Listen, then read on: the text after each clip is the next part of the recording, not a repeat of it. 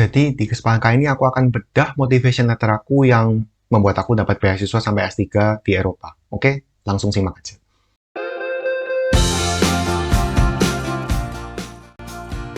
Oke, jadi ini file motivation letter aku waktu aku melamar beasiswa S3 di Eropa. Jadi ini posisinya waktu aku lagi S2 ya teman-teman.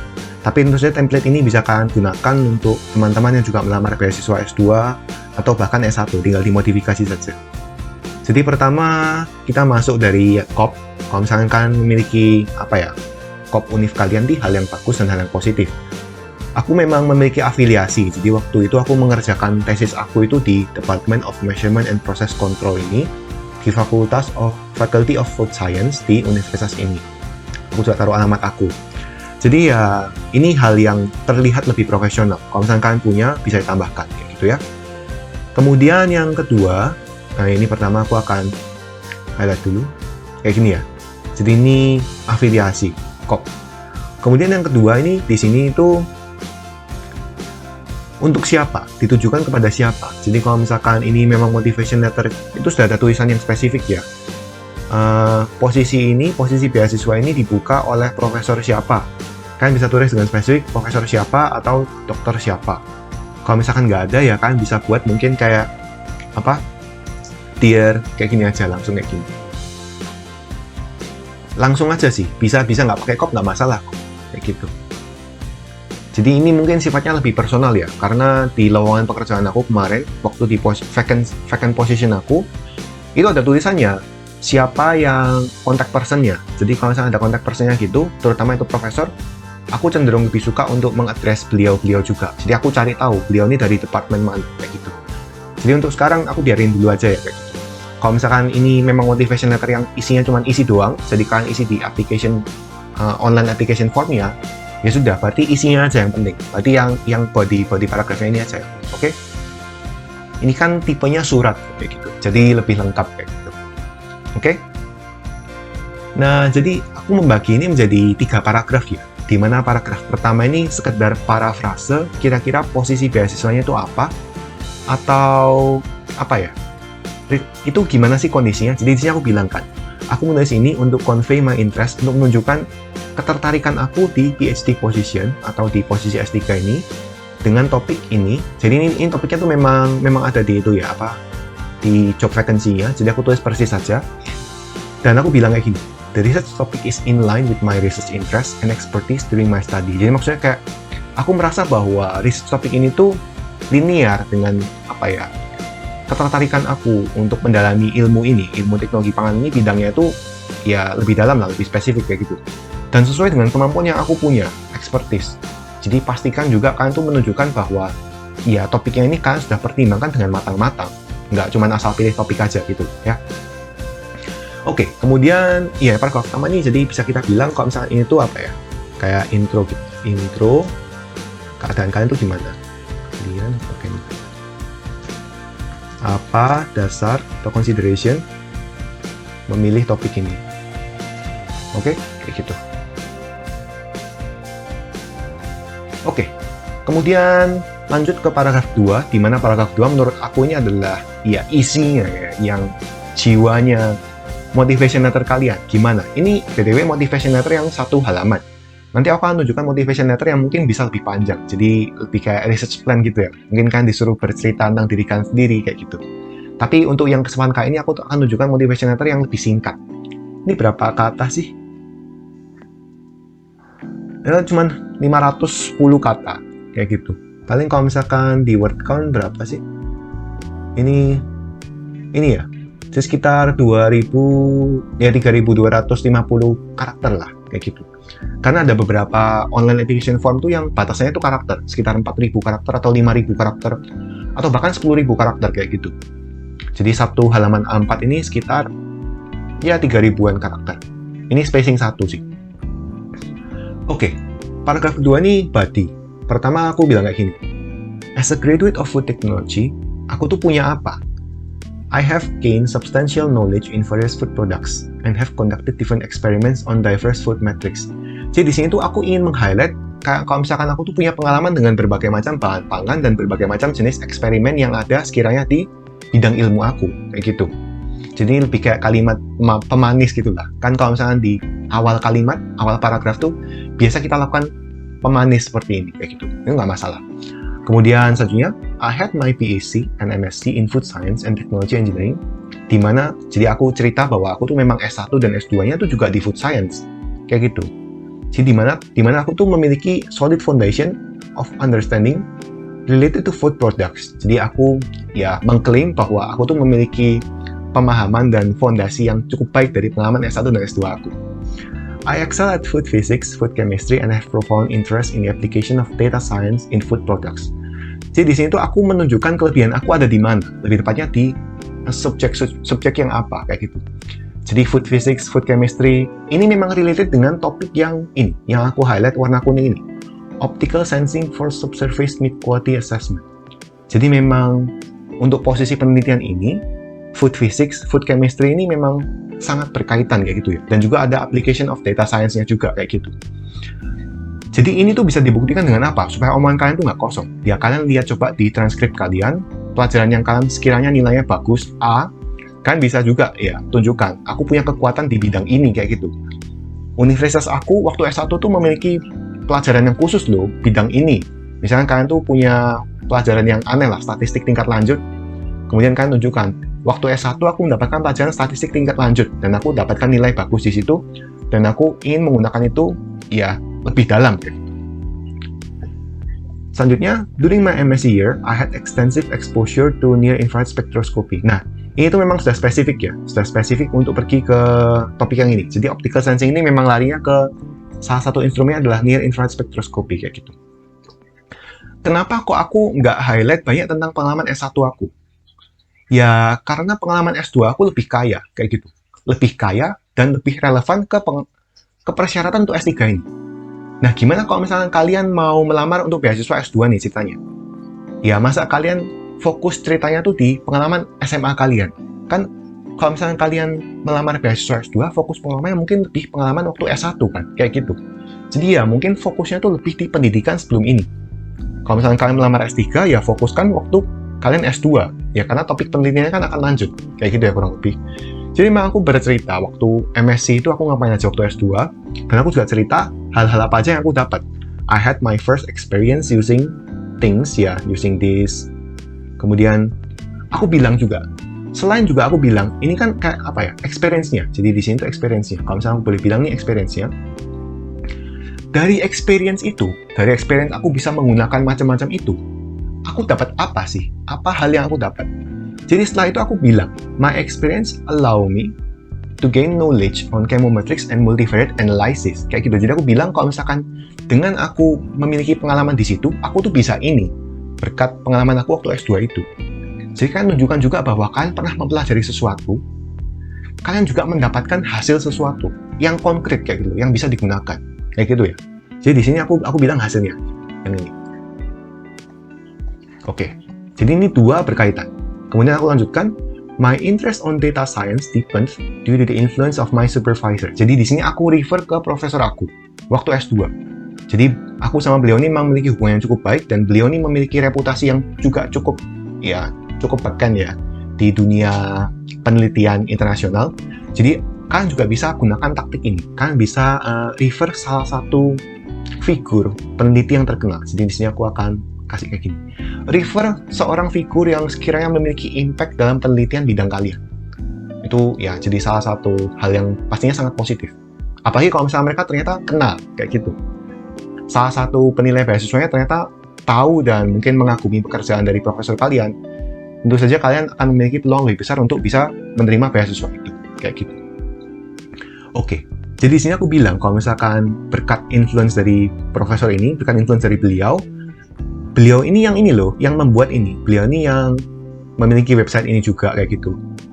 Ya kan jadi kayak lebih ada kredibilitasnya kan aku bilang. Ya ini loh, berkat profesor ini yang memiliki expertise di bidang ini, aku tuh jadi lebih dalam lagi.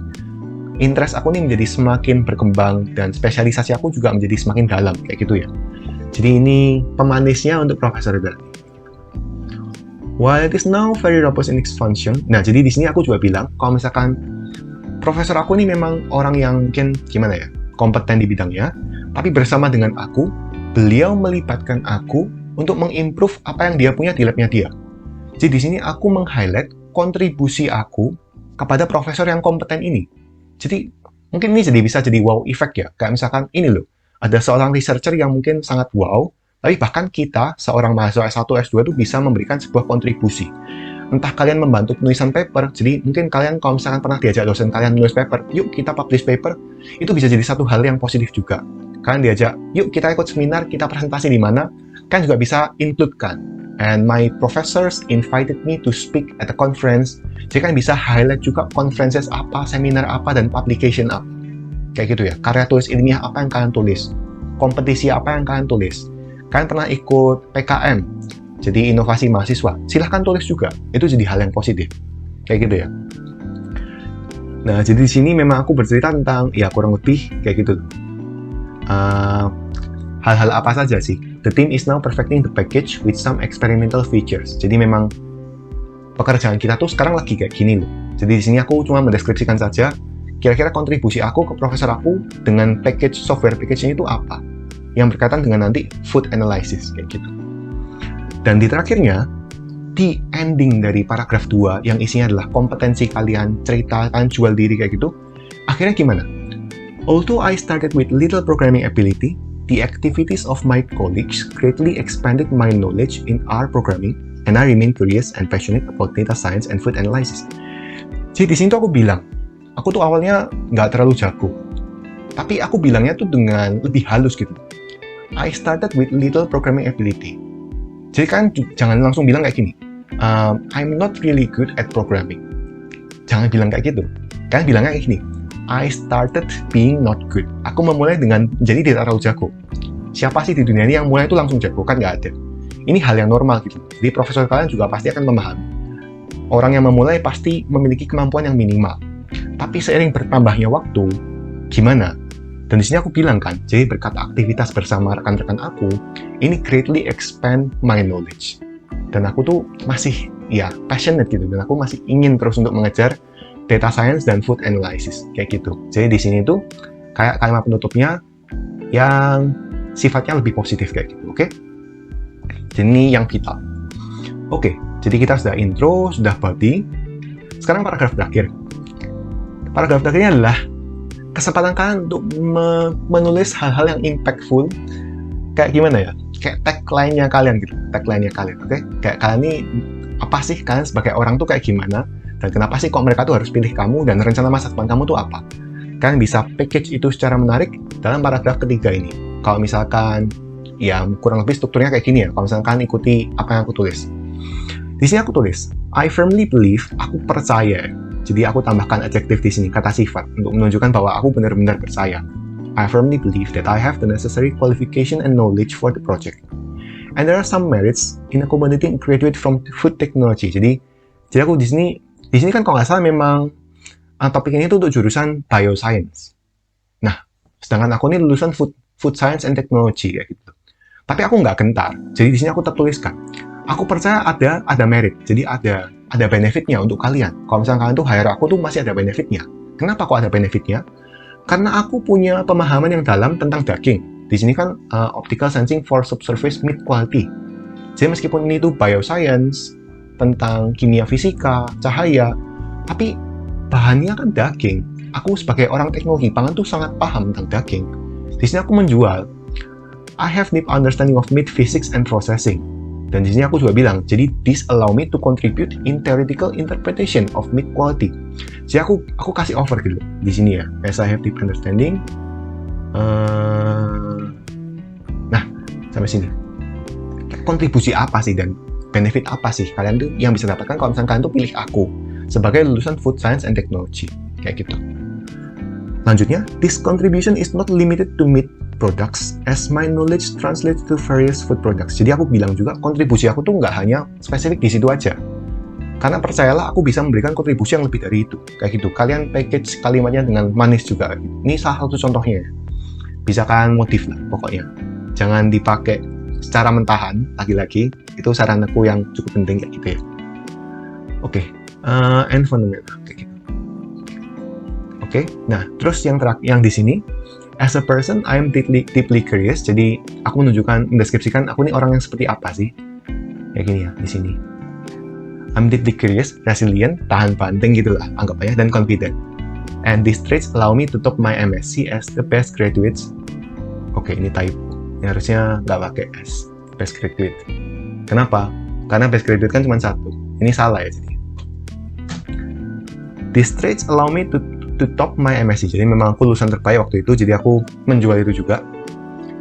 Aku juga berkata mengintutkan international experience aku di sini. Jadi having international experiences karena aku posisinya tuh sudah S2 di Eropa dan aku ini sudah biasa bergaul dan berinteraksi dengan orang-orang dari berbagai macam negara. Aku taruh itu. Kalian juga bisa taruh di sini. Jadi misalkan kalian punya pengalaman berorganisasi, kalian bisa tulis ya. I'm used to deal with a lot of people in my network or in my circle, so yeah, I'm confident in my communication skill. Misalnya kayak gitu. And this communication skill would be a great benefit. Bisa sangat membantu kalian untuk kayak gimana. Kalian bisa tulis apa aja yang kalian mau, kayak gitu. Tapi di sini aku jual diri bahwa aku tuh memang memiliki pengalaman internasional, exposure internasional. Dan ini bisa membuat aku tuh lebih peka dan lebih sadar tentang kondisi sosial dan lingkungan pekerjaan aku. Kemudian satu hal lagi juga, I also have the intention to learn the working languages of my environment. Jadi memang di Belgia ini mereka tuh bicara 3 bahasa ya. Bahasa Belanda, bahasa Jerman, dan bahasa Perancis. Jadi sini aku jual. Aku mau belajar itu. Dan aku beneran belajar. Jangan kasih janji kosong tuh ya. Aku beneran belajar bahasa Belanda meskipun pada akhirnya nggak terlalu aku pakai. Tapi aku beneran coba praktekkan sedikit-sedikit. Kalau kalian berani janji kayak gini, ya jangan kasih janji kosong. Kayak gitu ya. Aku juga bilang, kenapa kok aku berani bilang kayak gitu? Karena I'm a rapid learner of languages and avid English user. Jadi, aku memang memiliki IELTS score yang 8,5, jadi aku percaya diri dengan kompetensi bahasa Inggris aku. Dan kalimat tutupnya adalah, I'm convinced that I will be a valuable addition to the team, and I'm eager to exceed the expectations of the colleagues. Jadi, nggak sabar untuk bisa melampaui ekspektasi dari rekan-rekan yang nantinya bisa berpotensi untuk bersama dengan aku. And thank you for considering my application. Jadi mungkin kayak gini ya, kurang lebih motivation letter yang aku pakai waktu daftar beasiswa S3. Meskipun juga ini juga bisa dimodifikasi untuk jadi motivation letter singkat untuk beasiswa S2 lainnya. Kalau misalkan mereka mau menuntut 1 halaman A4, 2 halaman A4 ini masih bisa kok begitu. Kalian bisa perpanjang lagi mungkin di sini, di paragraf 2, kalian bisa jual diri kalian ceritakan sedikit research kalian tuh kayak gimana, kalian expand kayak gitu ya. Dan juga kalian bisa jual diri kalian mungkin dari sisi kompetisi, organisasi. Di sini memang aku nggak ada organisasi sih, karena memang mintanya 1 halaman gitu. Dan ini sudah sangat mepet sekali, sudah sangat ya. Ini aja bordernya sudah aku kurangin berapa ini? Layout, margin, ya. Ini kecil banget sih. Ini narrow kalau nggak salah. Ya kecil lah pokoknya. Jadi ya sesuaikan kebutuhan kalian. Kalau misalkan memang kalian rasa ada space, kalian bisa perpanjang lagi. Pokoknya cari terus lah. Kalian perkaya lagi motivation letter kalian. Dan sekali lagi, kalau misalkan kalian butuh bantuan untuk motivation letter, kalian butuh orang untuk proofread motivation letter kalian bisa email aku. Email aku ada di deskripsi box di bawah. So, semoga ini membantu buat kalian. And thank you for watching. See you on next video.